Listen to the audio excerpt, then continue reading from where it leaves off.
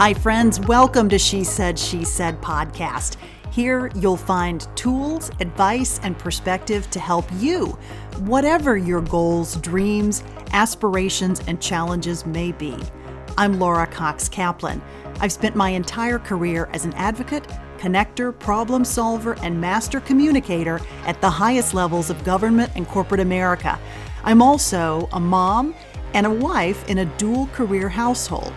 Like so many of you, I have lots of jobs and I wear many, many hats. With She Said podcast, I'm sharing what I've learned that's helped me. And even more importantly, I'm drawing additional perspective from a broad range of women whose stories hold keys to increasing our collective awareness of common challenges and the best ways to tackle them. I know that your time is precious, but stick around. I think you'll find this investment in yourself well worth it. Hi, friends. October is Breast Cancer Awareness Month. And in honor of that occasion, I'm going to do something that I haven't done before and re-release an episode that I recorded about a year ago. I actually had a board meeting in Miami, Florida, and so I drove down to Palm Beach to spend some time with the amazing Nancy Brinker. There is simply no one who is better or more inspiring or who has done more to change the trajectory of the disease of breast cancer than Nancy Brinker. In a single generation, the organization that she founded in the name of her sister, Susan G. Komen, has actually changed the world and the way that we talk about not just breast cancer, but all types of diseases. The Susan G. Komen Foundation has also invested almost $3 billion in breast cancer research, education, screening, and treatment. And Nancy, of course, knows the disease not just as a loved one, but also as a patient having battled the disease herself. Now, if that were not enough, Nancy's accomplishments are honestly too numerous to mention.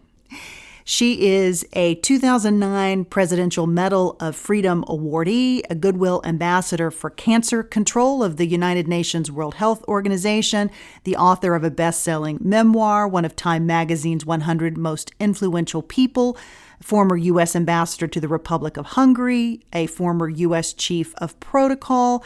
I mean, literally, the list of awards and accomplishments goes on and on. But spending time with Nancy, if I had to boil down her superpower to just one thing, I would say it's her ability to inspire others to action. We talk about that and so much more in this conversation.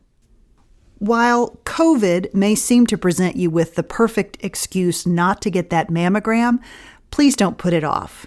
Go do it. For yourself, for your family, and for your own peace of mind. I hope listening to Nancy's story today will inspire you to go out and do just that. Nancy, welcome to She Said. Thank you. I'm so honored. I've listened to it. I think the name is so novel, and congratulations to you. Thank you. Thank you very, very much. Your leadership on behalf of women around the world is incredibly inspiring, and I was so excited to come here today and meet you here in Palm Beach to have this conversation. So happy you're here. Thank you. Thank you very much. Take me back to where this started. You made a promise to your sister. Talk about sort of how Susan G. Komen got started. Well, first of all, she was the most wonderful sister I could ever have imagined, and my only sister.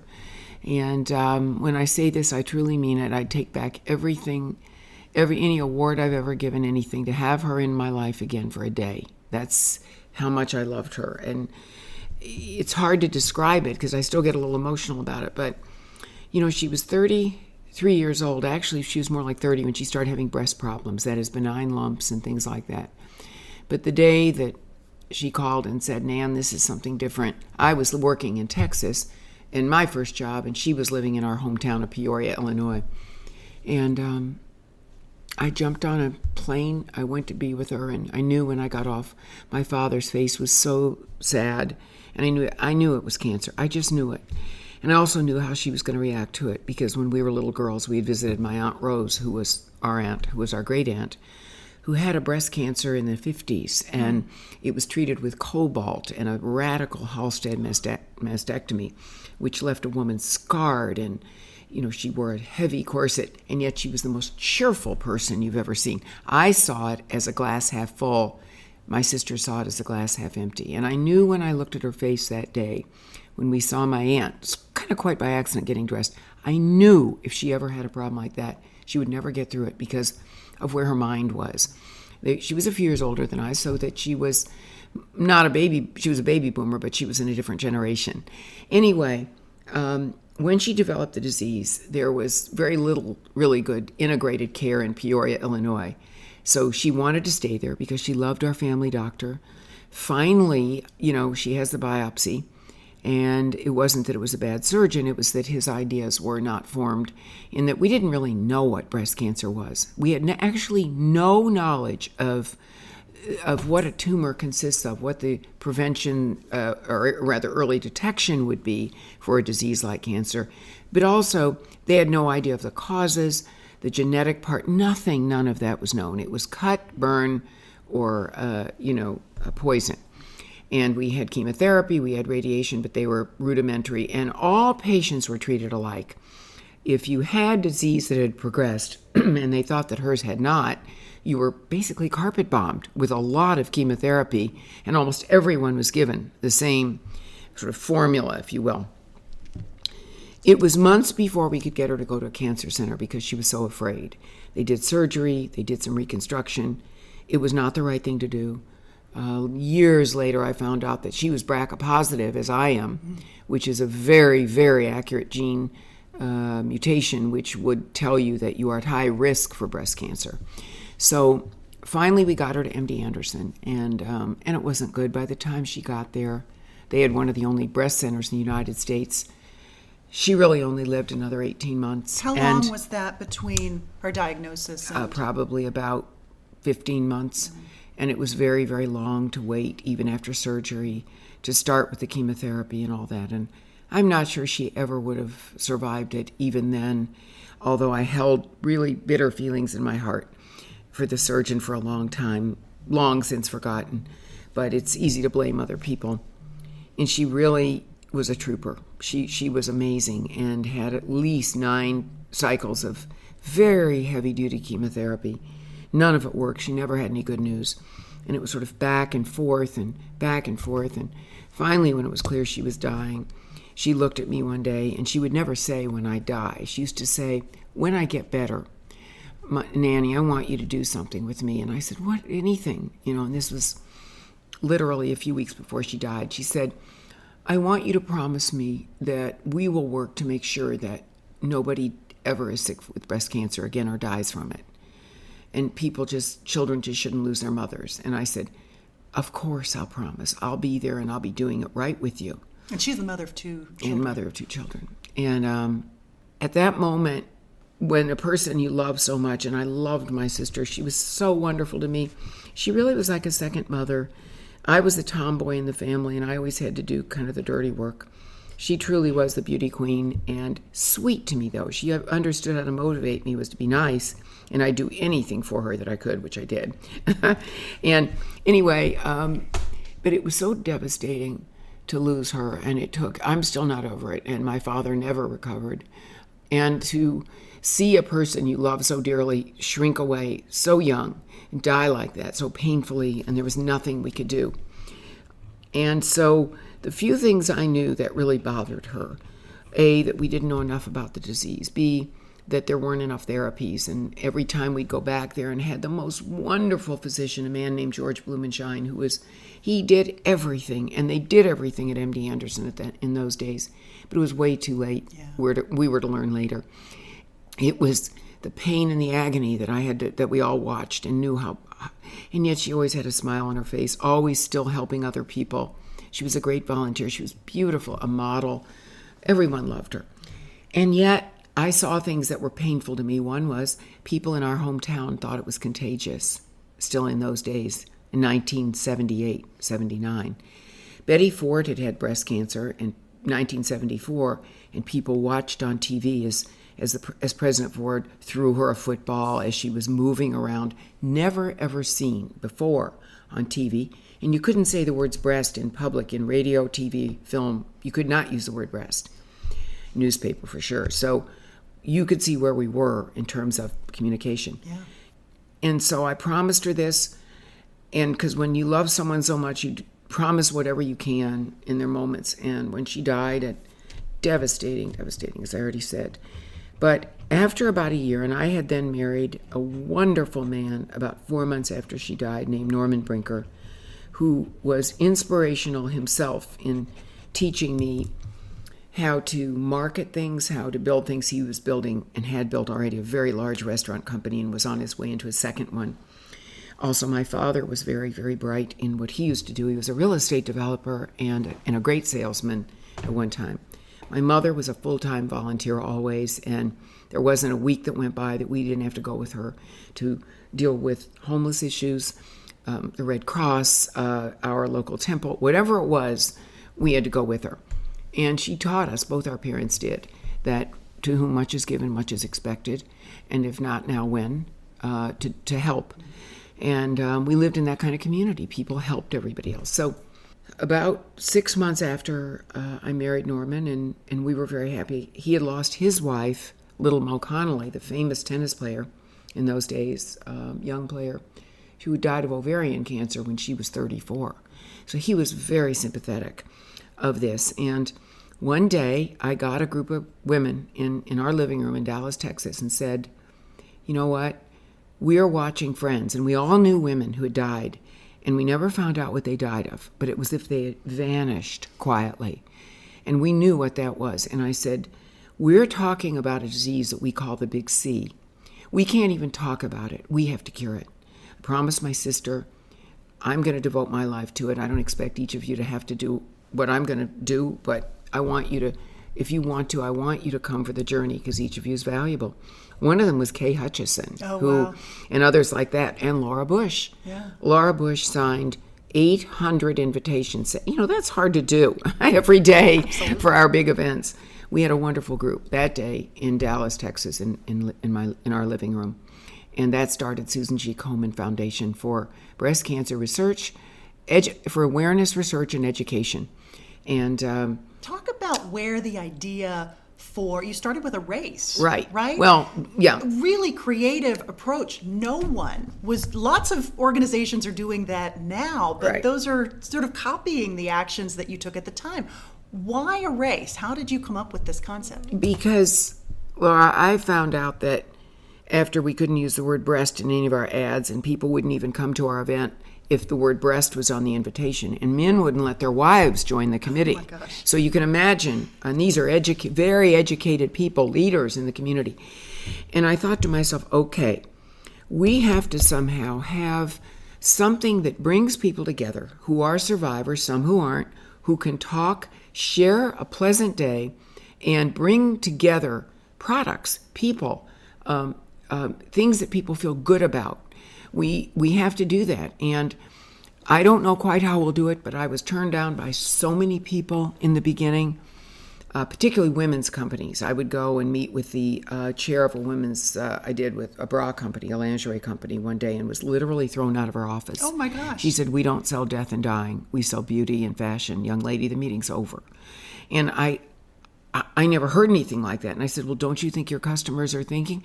I'm not suggesting you talk about breast cancer, but I'm suggesting maybe a hang tag on a bra that would say, have you had a mammogram, as primitive as they were then?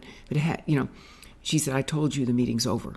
And I got up, Laura, I walked outside. This was in New York, in the apparel area, the area, not much left of that today, but it was one of those New York days, cloudy, rainy. I couldn't find it. And I am crying my eyes out on the street. And I said to myself, I will never quit. I will never quit. I will find a way. We will find a way to talk about this and organize in a way that people want to be there. So I go home and we're sleeping one night. All of a sudden, I had this dream. And I saw Susie and her friends running. They were all in pink. That was her favorite color. They were running with swords, and they were running at something. And they were passionate, and you could feel it. And I thought to myself, they're running, they're racing, they're running, they want to cure this disease, they're running after something. So I woke up Norman, it was 3 a.m. or something. He said, what is it? I said, I think I figured out the name of this event.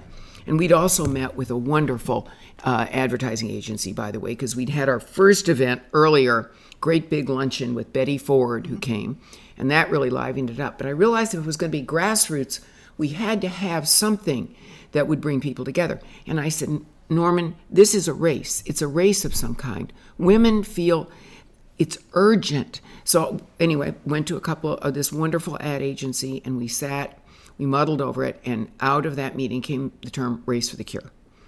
And everyone said, on our little event committee, and 2 of my girlfriends came over one day while we were meeting on the next big luncheon we were organizing. And they said, they dragged me in the bathroom and they said, Nancy, you can't do this.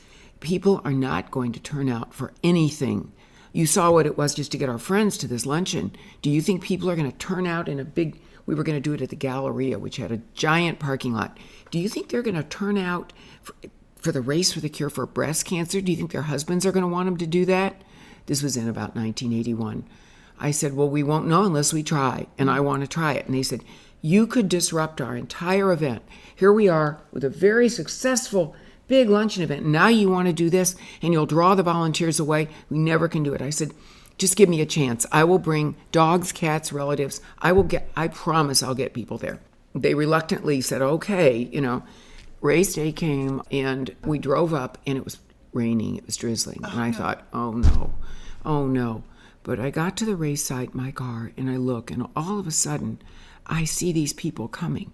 And fortunately, there was a parking garage, and they all came out wearing their T-shirts. And at the time, we started using little pink ribbons. We never got credit for the pink ribbon because we didn't know to, trademark it or whatever you do. Right. I realized, yep, these people want to talk about it. They want to know. They want to see other people who've had this. They want to be in a pleasant space. And we were giving away little favors. We were giving things away. We had some food sites there. We had music. And we were actually making it about an upbeat event. And people shared their stories. And they started walking. And we had 800 people who turned up for the first race. That first race. Yeah. Wow. And I said, this is it. And we even had, I think it was the first or the second year, we brought the first mammogram van to the site so they could see. See, by then, not so well developed, but fairly primitive mammography was developed. And this was the first technique that made people feel there was something they could do about finding the disease. Imagine the only other one was to wake up one day and find a big lump in your breast. So that really kicked it off. And then it wasn't very long, maybe a year or two later, in Peoria, our hometown, they started a big Race for the Cure, which grew very fast. And it started popping up everywhere. And finally, by the time we had created about 24 races in different cities, we went to Washington. We said, we're never going to get anything done, no matter how much money we raise, unless we are in Washington making our members aware of the size of this disease and what they can do, and getting more money into research. Only about $25 million was going to research in those days. Wow. We did, and when we showed up, 7,000 of us running around the Capitol, you can imagine what they thought. I mean, it was like, what? Yeah. What do these women want? And Marilyn and Dan Quayle chaired the first race. Marilyn had lost her mother to breast cancer. So it went like that, and it grew, and it grew, and it grew. Wow. Nancy, I have so many questions. But one that I think I haven't heard you talk about as much is your background, right? So you were fueled by this passion and this love for your sister. Right. You've made her this promise. You want to fulfill this promise to her. You're motivated, you're committed, but having the skill sets to know where do you start with something like this?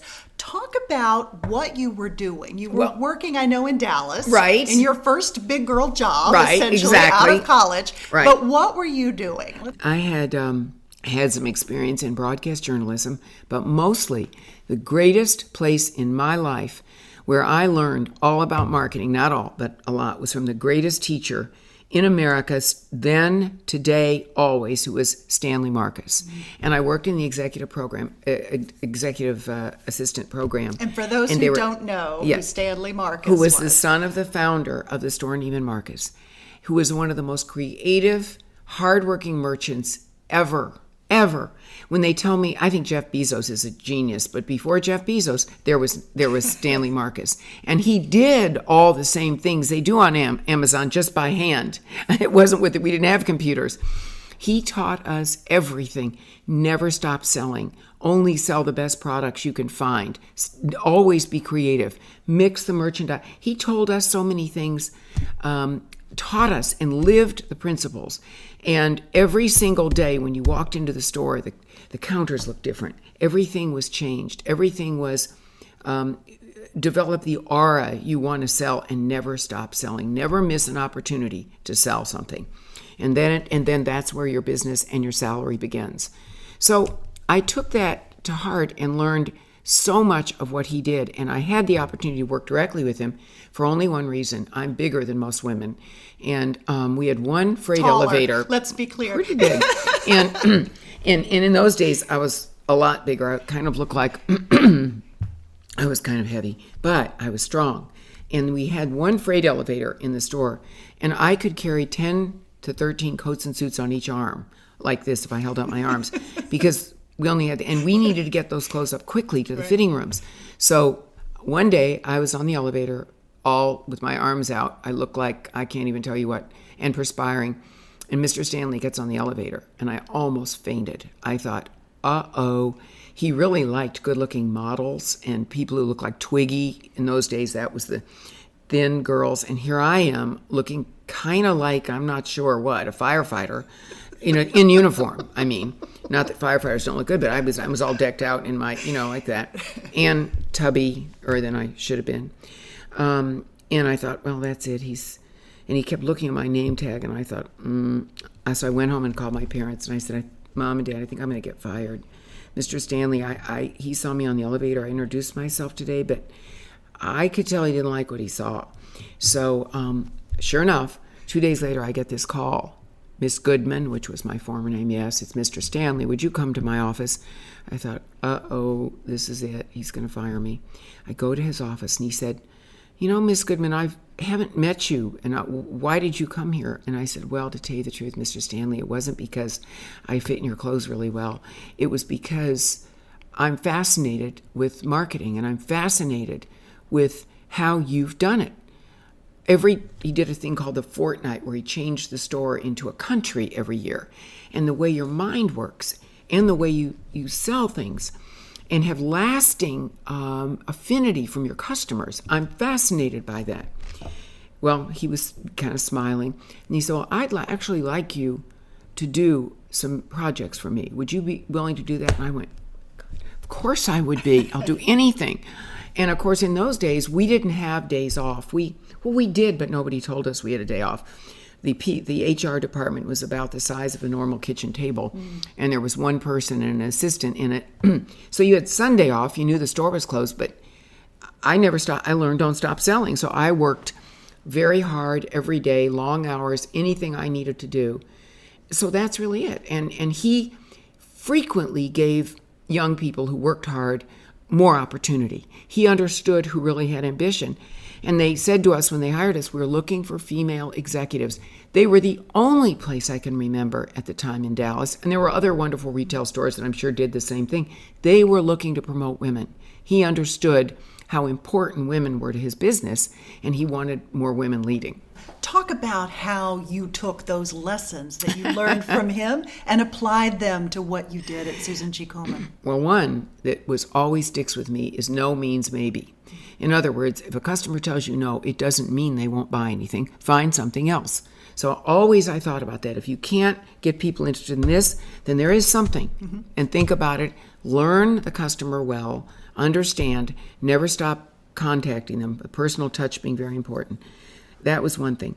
And then make people tell a good story. Always tell a story over and over and over again about anything you're going to sell or be associated with or want people to understand. Why is that important? Because you have to have people have to feel personally attached to what you're doing. Find a way to do that. And if you tell a real story and it was touching to you and pulled your heartstrings, chances are it will somebody else's. And hone the story in a way that you can tell it under a minute and you can make other people relate to it because they have a story. And find out what their story is. Very, very important. And never stop telling the story. I don't care how many times you told it. Over and over and over. Because then you will create people. It becomes a mantra. And it also becomes the core mission of whatever you're doing. Everyone else will tell the story. And it has to, of course, be relatable to everyone. So it isn't just about me. It's a story that all of us know, and we need to remind ourselves every day. And of course, for that, you look at the Bible, still the most popular book in the world. Mm-hmm. You are, by anybody's estimation, a genius in development, in raising money for this cause for which you are so passionate. But for so many women, asking for money, in particular, can be a real challenge. Talk about and you've sort of incorporated a lot of what you learned from Mr. Stanley into that. But talk about your thoughts on raising money and how you can get over what seems to be an anxiety for an awful lot of people. It is a huge anxiety, and actually, I'm not comfortable to this day asking for money. I don't like to ask people for money. What I like to do is ask people to join my dream, and that's what my husband Norman taught me. Ask people to join your dream and make it their dream. And then they will give. Then there's nothing they won't do. I like to think of myself as a person who brings people in to a mission. And then they will do that. They will work for you. They won't have any trouble doing that. We had an employee at Susan Komen a few years ago who I really clashed with. And I think that was because she called me a fundraiser. And I said, you need to understand something. I'm not a fundraiser. I am a person who carries a mission in my heart all day long. And everyone in this room knows it. And because they know it, they know there's an authentic part there that they too like to be part of. People want to be part of a cause. And they want you to get them to where they believe the more they do, the better they'll be able to do. And there will be positive results. And they will have some responsibility in it. It really underscores that whole notion of understanding your why, why you're doing what you're doing, and how that helps to motivate other people, in addition to yourself. And understand why they're doing it. So that if you take the time to understand the person that you're dealing with and asking to join your dream, your vision, what is it they want and need out of their life? Don't just assume yours is what they want. But always, if the mission is a common problem, a common threat, and Americans are the most generous people in the world. Also, you have to understand that people in America respond to crisis. They're not necessarily, most people I know who are donors, prevention oriented. It's getting better in education and certain things people are beginning to think of now, and in medicine because we have more progress. But at the end of the day, Americans always respond to crisis. Yeah. I was astonished to read, I had never heard this until I started doing some additional research for this interview today, that you as a child struggled with dyslexia. Right. And in those days, it really was not diagnosed. Talk about that experience and how that shaped you. I mean, I think people are astonished when they hear that because there is no lacking for accomplishment in your resume. Well, it's, I'll tell you what happened. I never realized that I was as learning challenged as I am until I had my son, Eric. We have the exact same issues, only by the time he was a child and older child and we got him into a special school, and he just whipped right through it. I felt most of the time growing up, particularly because of the way schools were set up, which hadn't really changed since the Industrial Revolution, where the teacher sat in the front with a blackboard. Everything that is an anathema to a child who, while I read well, I wasn't comprehending it, and I had an auditory problem, a perception problem. I don't hear things unless I see things. It doesn't break through. And so in school all day, I found out that I was always doodling like this, and I was drawing pictures of what we were supposed to be learning. So if I could understand what the teacher was saying, to myself, I draw a picture so I would remember what he was saying. I knew I could learn in pictures. And then as I got older, I failed. I got great grades because I worked really hard and I memorized everything, but I didn't really comprehend it. Yeah. I knew what the answer was, but it was because I had a way of memorizing it. But I finally learned how to learn, and it was difficult because nobody understood that. And when I took the SAT test to get into university, I think I had the lowest SAT scores in Illinois at the time. And my parents were aghast, and you can imagine, devastated, because I was lucky enough to have the kind of father who thought I could do anything. Yeah. And he had a plan for me. He wanted me to go to law school, and then he wanted me to be a senator, a lawyer for a short period of time, and he wanted me to be a senator. That was his entire ambition for me. And I said, Dad, that would be great, but I'm sure I can't pass the LSAT. I couldn't pass the SAT and get anywhere other than the University of Illinois. They had to accept me because I had such top grades. But I was turned down everywhere else I applied. So you learn how you can learn, but it's difficult. And I think today, Laura, if I had had Netflix, Prime, and all these things, I would have learned so much more. I had a recent surgery and on my knee, and I was watching all those channels all day long, or the product, their information, and I was amazed at how much I learned. I set out before the surgery to relearn, to try to learn world history again, and all the wars and battles of World War I and II and the Civil War. So I spent the entire time, the 6 weeks I was healing, every day watching tons of programming, documentaries. And it was fascinating to me, and I thought, oh gosh, I wish I'd had that in school when I was growing up. From the standpoint of thinking about the impact of that struggle and how you've applied those lessons to your life, what impact do you think struggling with dyslexia had on your approach? That you always have to pat yourself on the back sometimes, because I always think out of the box from different people. I just do. I think differently. I always look at everything that's bad as an opportunity to turn it around, and then how to fix it. And that's the other thing you learn very quickly when you're always feeling like your nose is pressed up against the glass and your classmates are debating and they're getting it. They're getting everything and you're not. Therefore, your solution always is something different. It's like, how do I take this, what I do understand, and turn it into something that will help fix it, but not the way they're doing it. Yeah. And that's really, I owe that to this sort of disability. And then I learned to not be ashamed of it and not be afraid to say, I don't understand what you're saying to me. I need you to draw me a picture or do it speak visually so I understand what you're talking about. And then I used to be terrified of reading a bank statement, anything, because I knew, I still don't do that particularly well, but once I'm explained what is the business, what kind of profit are they looking for, how do they do that, what are better ways to make it happen, and then I can be very additive. And you learned how to make that work for you. You do, yeah. So I'd love for you to talk a bit about, you have taken on yet another project. You're still very involved with Susan G. Komen, of course, but you're now embarked on a more localized approach to addressing women's health and breast cancer in particular. Talk a little bit about your latest initiative. It's true. And the other thing I was going to say to you about being having some deficits in learning is that you become more intuitive sometimes about things. You feel things sooner than other people do. When I came back to Florida to live, and I've been here many, many years, we lived in Texas and Florida, and when I was a little girl, my parents brought me here. Very different state. People were coming to ride.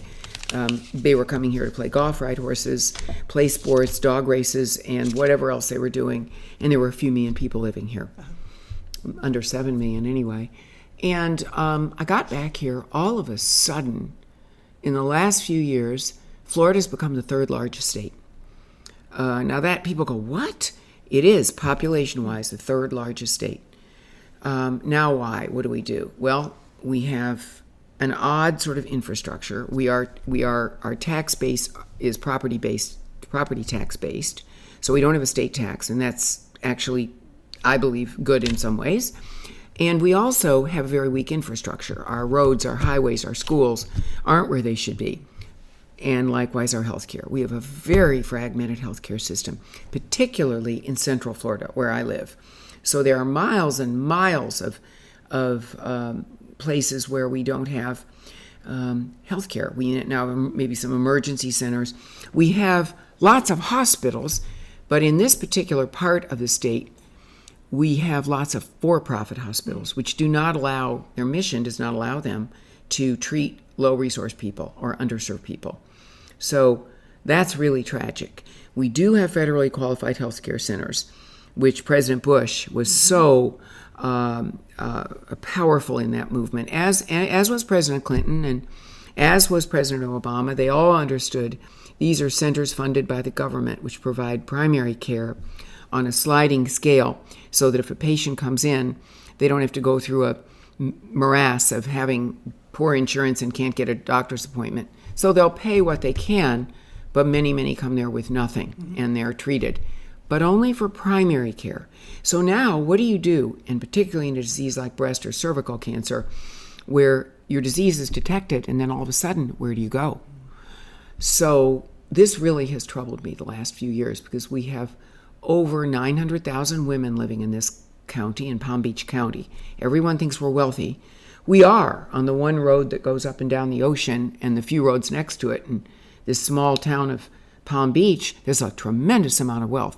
When you go west, even 5 to 6 miles, all of a sudden, it becomes rural health. It becomes an environment that's nothing like what we have here. So it troubles me, and we have over 180,000 women of those 900,000 women that we have in our population who are at high risk for these diseases and have no care at all. So I've studied this a long time with Susan Komen, worked for 40 years building that organization, and decided we got to do something. One of the best ways to do it is to make sure you have patient navigators in your community who are community competent.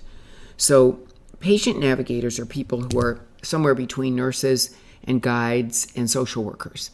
And in this case, we wanted to bring on people who lived in the particular community. We have a massive amount of diversity in this county. We have everything, plus many of the people who've come here due to the storms. Puerto Ricans, Cubans, Bahamians, Guatemalans, Venezuelans, you name it. We have a large African American community. We have a large Native American community. We have everything here, each with their own disparities. So being a part of helping increase the survival rate of breast cancer by almost 40% from 1989 to 2014, I said to myself, there's something wrong here. And what's wrong here? 2 things. In 1971, when President Nixon signed the War on Cancer, we promised to have this disease cured. But we also promised to be able to translate and transfer the intellectual capacity of what we had learned in research, that is finding products, medicines, and devices to treat the disease, ways to help people diagnose it early, to our entire population, not just to people who had insurance coverage. So that's one problem we have. And the second problem we have is that we have a tremendous lack of education. And so we have got to spend a lot of time educating. And so that's what we've done. We call it the Promise Fund. We've had great support in the first 2 years. We are totally granular in this. We're building a model, not another charity. It is a 501c3, but what we're doing is pairing navigators, and we find them in already working social agencies in the county. And we have lots of agencies. We have lots of wonderful organizations that are part of the United Way, part of the Community Foundation. But we figured we've got to find a way to address not just the prevention and detection of these diseases, because we now know that breast and cervical cancer are almost totally curable, found in stage 1 or 2. And what are we doing? We're letting them progress because there's nowhere to treat patients. Then the malpractice attorneys could jump out. If a patient dies of these diseases, it should have been detected. And we do not have tort reform in this state as they do in Texas. Right. That would be a very intelligent thing to have tort reform and make sure that no physician is sued for helping a patient. I think they have that law. And so that's what we're doing. The model is We are hiring the navigators from the communities where they live.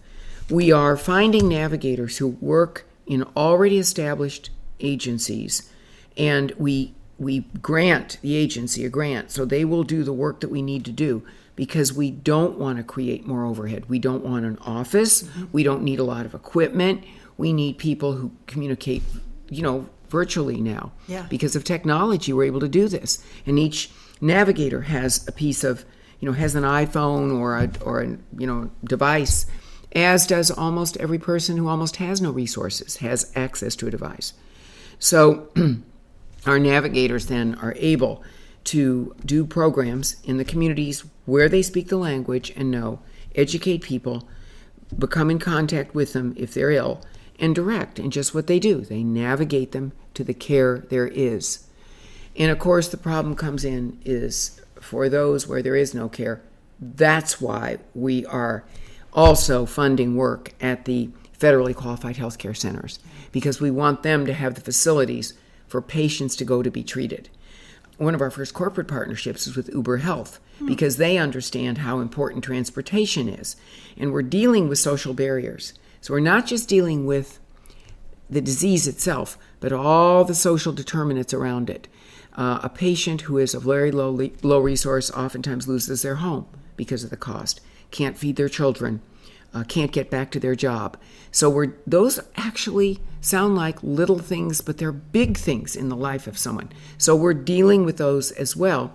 And as we build this model, we want everybody in the world to replicate it, because it's built on philanthropy, it's built on the assets we get from the property taxes that we can, and all the organizations already giving grants in the community. And it's really a pulling together and assembling of resources with a plan to direct people to care, good care, so that we can help them get back to a healthy life. Yeah, it's a really, really smart extension of a partnership model. Exactly. Right? That is incorporating all of these different sectors. That's exactly what we're doing. It's amazing. And we don't want a national charity. We don't want that overhead. We want to do the direct service ourselves. Mm-hmm. And what's so exciting to me, Laura, is that the people who get involved in our work love it, because it's roll up your sleeves and you can do it at home, you can do it anywhere.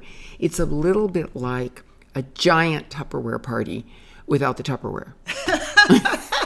It's amazing. We get people together, we get them on a path, we make sure they're okay, and the navigator doesn't stop there. She keeps up with our lead navigator, a woman named Liliana Herrera herself, had breast cancer about 12 years ago, had to give up her car, her job, and her apartment so that she would fall in the below 200% poverty level so that she could be treated, because there was no other treatment allocation in our state. That's unacceptable. And she had to live in a warehouse while she was undergoing treatment. And eventually she recovered. She now is back to work with us and others.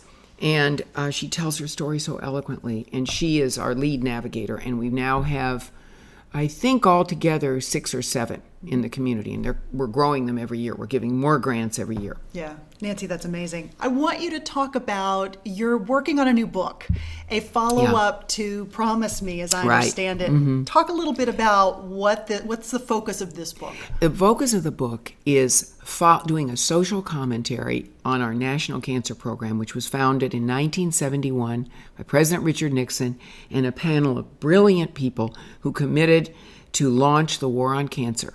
I was 21 or 22 years old. It was 50 years ago. Yeah. My co-author is a man named Eric Rosenthal, who's a very, very funny, brilliant writer and journalist, and who also has been following along the path of the cancer community as he worked at many cancer centers and has written and commented for years on all the big meetings, the advances made and those that not. And so we're taking the approach that we're going to be sort of armchair evaluators from our different perspectives of what's gone on in the whole cancer effort and how it has affected our population. Mm-hmm.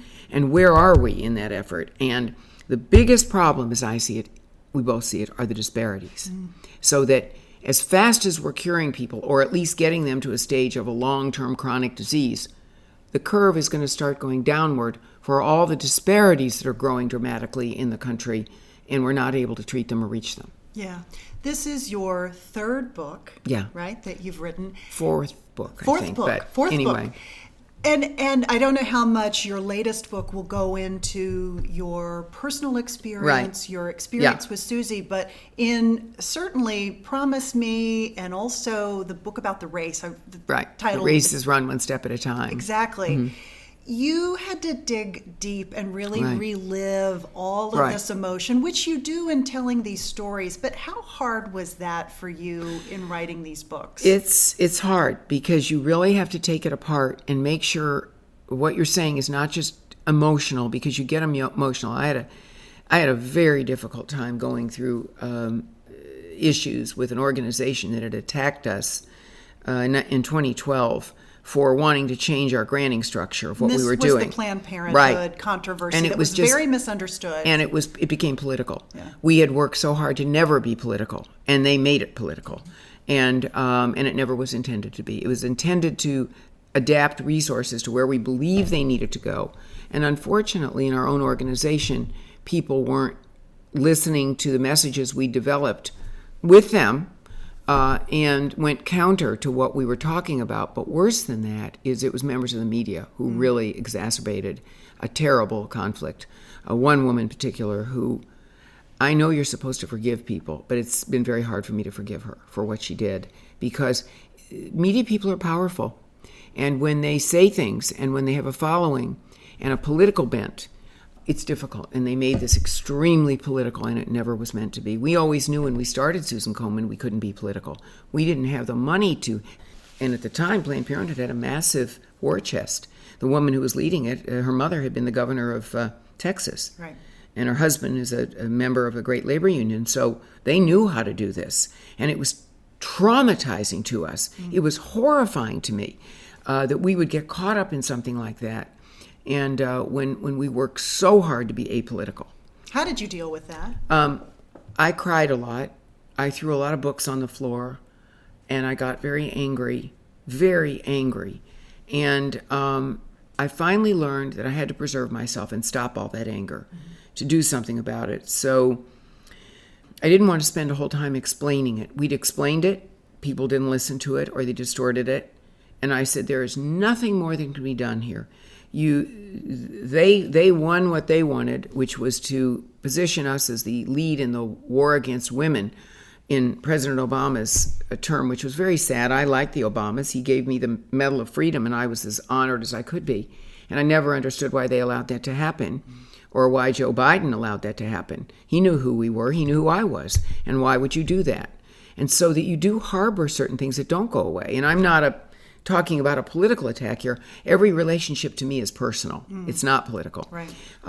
So I learned, I just went on. I said, I am not going to do this anymore. I'm going to go back to what I know how to do and do it. And whoever wants to criticize is going to criticize.